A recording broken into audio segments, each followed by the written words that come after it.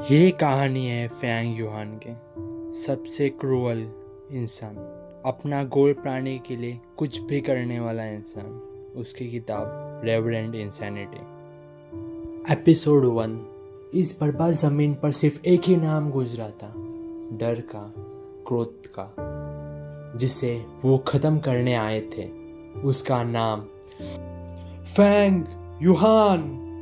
चुपचाप spring autumn सिकेड़ा दे दो और तुम्हारी मौत जल्दी होगी।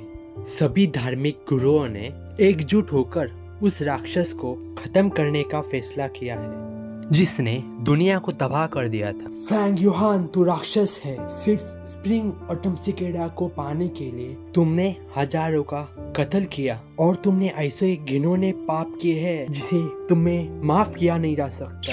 राक्षस, 300 साल पहले तुमने मुझे जलील किया और मेरे शरीर की पवित्रता छीन ली, 9 पीढ़ियों को मिटा दिया। उसी पल से तुम्हारे लिए मेरी नफरत भड़कती रही। आज मैं तुम्हें मरा हुआ देखूंगी। लेकिन स्प्रिंग ऑटम सिकेड़ा का राक्षस विचलित नहीं हुआ। उसका युद्ध तो अभी शुरू हुआ था। 6 घंटे गुजर गए।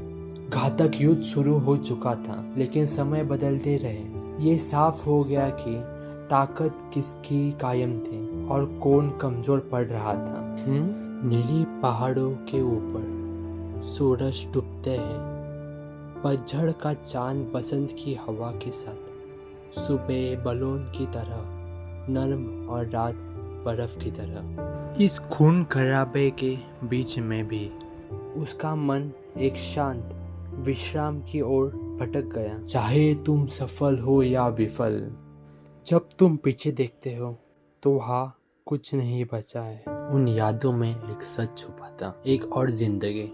धरती पर बीती हुई यादें मेरे आंखों से गुजरी। मैं असल में धरती पर एक स्टूडेंट था, एक दूर की दुनिया से एक आत्मा जो इस दुनिया में आई। उसकी असली पहचान शायद सबसे बड़ा रहस्य थी। मैं 300 साल तक एक कठोर जीवन सहा। 300 साल, वही सदियों पुराना दुख, राक्षस, प्रतिशोध, और वो जब सब कुछ झेल गया, ये तीनों किस्मत के एक ही बंधन में बंध चुके थे। अब उनका मिलना अनिवार्य था। फिर से वही बातें मेरे आंखों के सामने आने लगी। 500 साल मेरे एक चुटकी में निकल गए। इन द एंड हार गया मैं।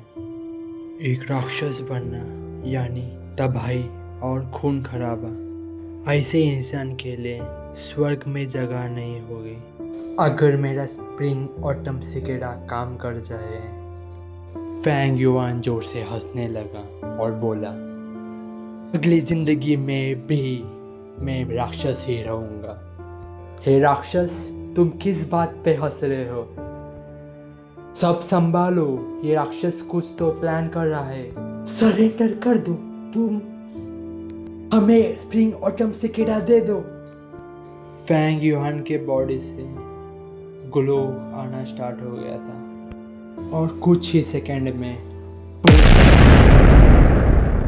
वो मैदान से गायब हो गया था।